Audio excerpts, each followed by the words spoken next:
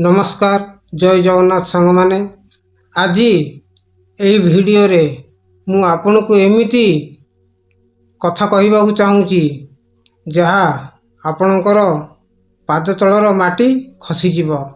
तो सांग माने वीडियो को शेष पर्यंत निहाती देखंतु ताहले ए वीडियो रे मु जहा आपन को कहबी प्रकृति रे यहा आपणक सहित घटी ना घटवाक जाऊँगी कि घटी सारी पूरा तथ्य आपण पाखे मु रखा जाऊँगी। तेणुक वीडियो को स्किप मध्य करनी, वीडियो को लास्ट पर्यंत निहाती देखिए कहीं ना आपणकर घरर आपणकर भविष्यत आपणक हाथ में रहिला, बाहरी लोक हाथ में किछि नहीं। कहीं ना ये हूँ कली जुग। आपण जानिथिबे यही कली जुगरे मनीष जदि टिके भल होबाकू चेष्टा करिवे ताहले ताकू तळू खसिया पाइले केते षडयंत्र करुथिबे।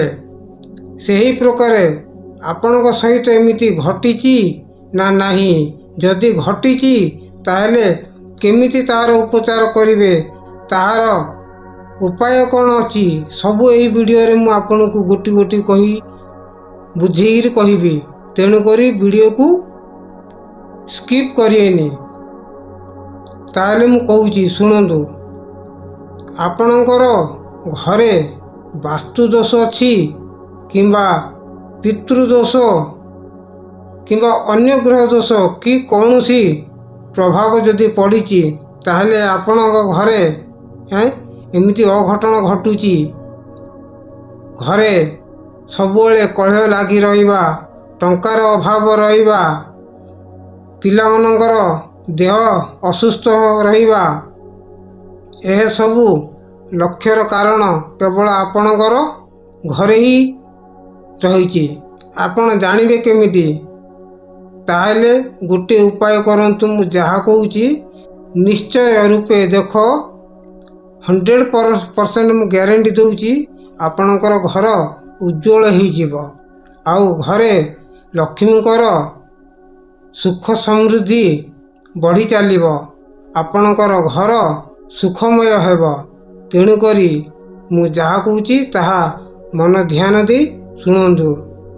घरे आपणकर कौनसी नेगेटिव जिनस अच्छी कि नाही, भूत प्रेत बास करुची कि नाही, आपण जानिबे केमिति? जदि आपण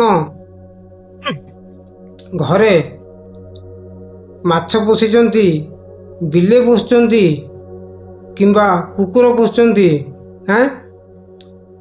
देखिबे जदि कौनसी अर्ध रात्रि अघटन घटिला ताहले कुकुर बिलेई एमनकर आखिरे एमिति शक्ति थाए जहाँ से माने अदृश्य शक्ति को से माने देखि पारिबे। आ देखिला मात्र कुकुर कांदिबाकू से लागे कहीं ना अघटन घटिबाकू जाउची। तेणु करी जदि आपण माने घरे बिलेई किंबा कुकुर माछ पोषुचंती ताहले देखिबे आपणक घरे जदि नकारात्मक शक्ति जदि प्रवेश कर सारची ताहले तुम देखिबे से माछ हो किंबा बिले हो कि कुकुर मरीजीव। जदि विश्वास करुन ताहले नर्सरी गोटे धड़ा मंदार गछ आपण आनिबे, से घरे रखी दियंतु। 24 घंटा भितरे से गछ झाउली जीव, गछ पूरा नष्ट हो जीव। जदि आपणक घरे सेमिति किछि नाही ताहले से गछ सेमिति भल रहिबो, ताजा रहिबो।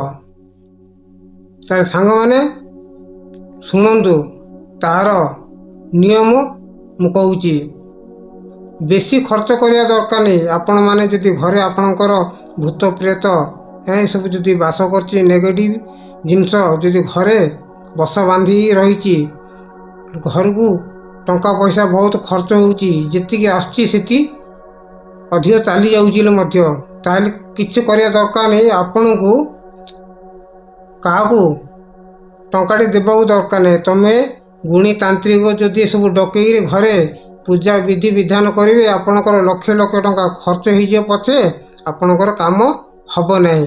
କେବଳ କମ୍ ପଇସାରେ ଆପଣଙ୍କୁ ହିଁ କରିବାକୁ ପଡ଼ିବ, ଆପଣଙ୍କ ଦ୍ୱାରା ହିଁ ଘର ନିର୍ମଳ ହେଇଯିବ। ତେଣୁକରି ଆପଣ ଜାଣୁଥିବେ ବଜାରରେ ଲୁଣ ବୋଲି ଲୁଣ ମିଳୁଛି। ଲୁଣ ଦ୍ୱାରା ଆପଣ ସେ ପ୍ରୟୋଗ କରିପାରିବେ, ବେଶୀ ଖର୍ଚ୍ଚ ହେବନି।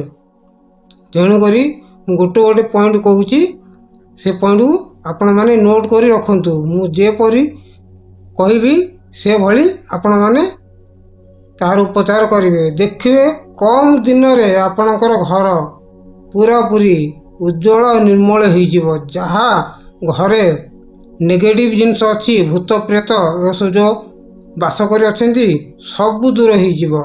ଲୁଣର ଏତେ ପାୱାର, ଏତେ ଶକ୍ତି ଯାହା ଅଛି, କୁକୁର ପାଖରେ ଯେତିକି, ବିଲେଇ ପାଖରେ ଯେତିକି ଶକ୍ତି ଅଛି ତାଠୁ 1000 ଗୁଣା ଲୁଣରେ ଅଛି। ସେ ଲୁଣର ଶକ୍ତି ଦ୍ୱାରା ସେ ନେଗେଟିଭ୍, ସେ ନକାରାତ୍ମକ ଶକ୍ତିକୁ ସେ ନିଜ ଆଡ଼କୁ ଆକର୍ଷିତ କରି ଝିକି ଆଣିବ। ତାହେଲେ ଆପଣ କ'ଣ କରିବେ? ପ୍ରଥମେ ଲୁଣ ଯେମିତି ହେଲେ ଆପଣଙ୍କୁ ଗୋଟେ କାଚରେ ଅଧ କେଜି ନାଖେ ଲୁଣ ଭରିବାକୁ ପଡ଼ିବ। ଘରର ତମେ ଦେଖିଥିବ ଘର ଚାରିକୋଣ ରହିଥାଉଛି। ଭୂତ ପ୍ରେତମାନଙ୍କର ଯଦି ବାସ ଥାଏ ତାହେଲେ ସେମାନେ କୌଣସି କୋଣ ମାନଙ୍କରେ ଏକା ରହିଥିବେ, କେବେ ହେଲେ ମଝି ଜାଗାରେ ଭୂତ ପ୍ରେତ ରହିବେନି।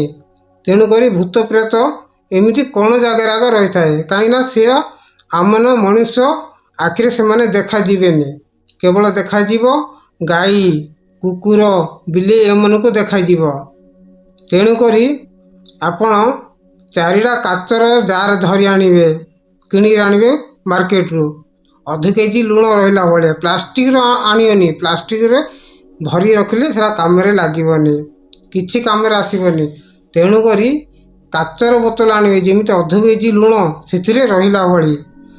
ସେଇ 4ଟା କାଚରେ 4 ପ୍ୟାକେଟ ଲୁଣ ଆଣିବେ, ଅଧ କେଜିଆ 4ଟା ଫୁଲ୍ କରିଦେବେ। 4 କୋଣର ଘରେ ଯେମିତି ହେଲେ ଫୁଟେ 1.5 ଫୁଟ ଛାଡ଼ିକିରି, ବେଶୀ କଣକୁ ଲଗେଇଦେବିନି, ଫୁଟେ ଛାଡ଼ିକିରି 4 କାଚରେ ଲୁଣ ଭର୍ତ୍ତି କରିକିରି ଆପଣମାନେ ରଖିଦେବେ। ଯଦି ଆପଣଙ୍କ ଘରେ କୌଣସି ଦୁଷ୍ଟ ଶକ୍ତି ଯଦି ବାସ କରି ଅଛି, ସେଇ କୋଣରେ ସେ ଲୁଣ ଦେଖିବ 24 ଘଣ୍ଟା ଭିତରେ ପାଣି ହେଇଯିବ, ଏକଦମ ଲେମ୍ବୁ ସରବତ ଭଳିଆ ପାଣି ହେଇଯିବ। ଆଉ ତାହେଲେ ଆପଣ ଜାଣିପାରିବେ କି ଘରେ କୌଣସି ନେଗେଟିଭ୍ ଶକ୍ତି ଏମିତି ଅଛି। ତାହେଲେ ଆପଣ କ'ଣ କରିବେ? ଦେଖିବେ ସେ କାଚର ଯଦି ଲୁଣ ଯଦି ପାଣି ହେଇଗଲା, ତାହେଲେ ସେ ପାଣି କ'ଣ କରିବେ? ଏମିତି ଜାଗାରେ ନେଇକିରି ଆପଣ ପକାଇଦେବେ, ଯେମିତି ସିଆଡ଼େ କି ଯାଉନଥିବେ, କି କାହାର ଗୋଡ଼ ନ ବାଜିବ, ବୁଝିଲେ? ପୁଣି ଆଣିବେ, ଲୁଣ ଭରିବେ, ପୁଣି ସେ ଜାଗାରେ ହିଁ ରଖିବେ।